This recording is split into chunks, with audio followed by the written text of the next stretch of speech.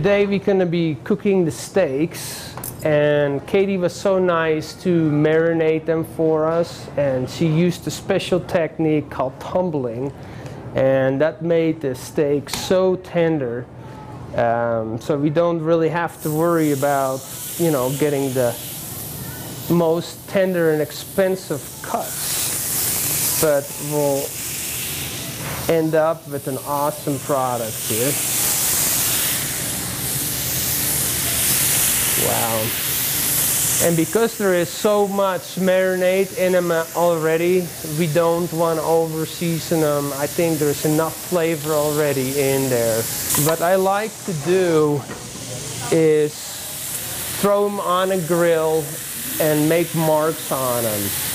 There's sugars in the meat that starts to caramelize and make marks. And as you can see over here, we can crisscross mark them so they will have professional marks on them. Okay, and we wait a couple more minutes and then we'll flip them over so we have marks on both sides. Now, if your store doesn't have a tumbler like they mentioned, there's also some marinades that you can buy.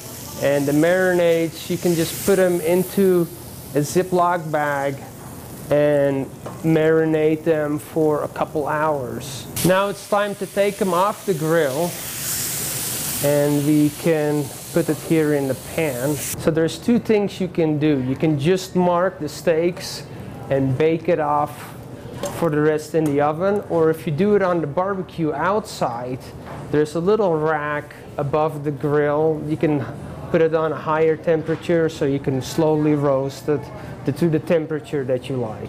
For the moms that don't like steaks too much but rather prefer chicken, we have a wonderful marinated chicken, and this has a lime marinade, and it's the Santa Cruz marinade. It's pretty good. I like to do the smooth part of the breast first. Throw it right like that on the grill.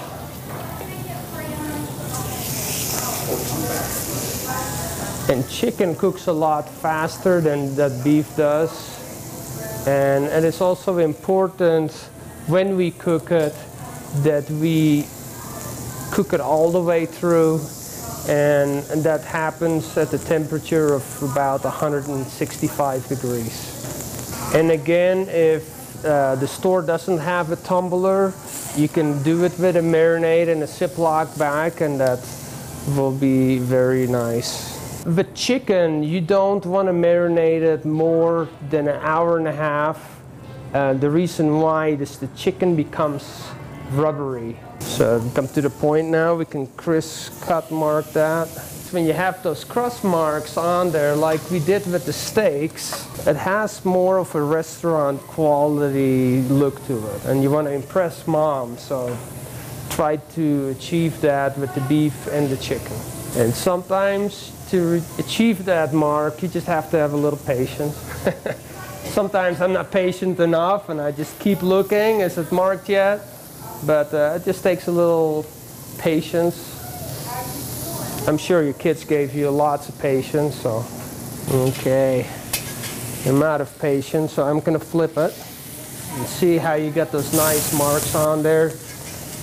And that's what we're after. And sometimes if it sticks a little bit, get your spatula and just help to scrape it a little bit. So there you go.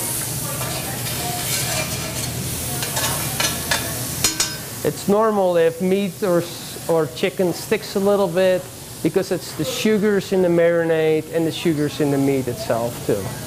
So after we're done with the chicken, we can, if we do it in a barbecue, we can lay it on that tray that's, you know, above there in your barbecue, or if you're in the house, you can put it in a pan and you can roast it up for the rest in the oven.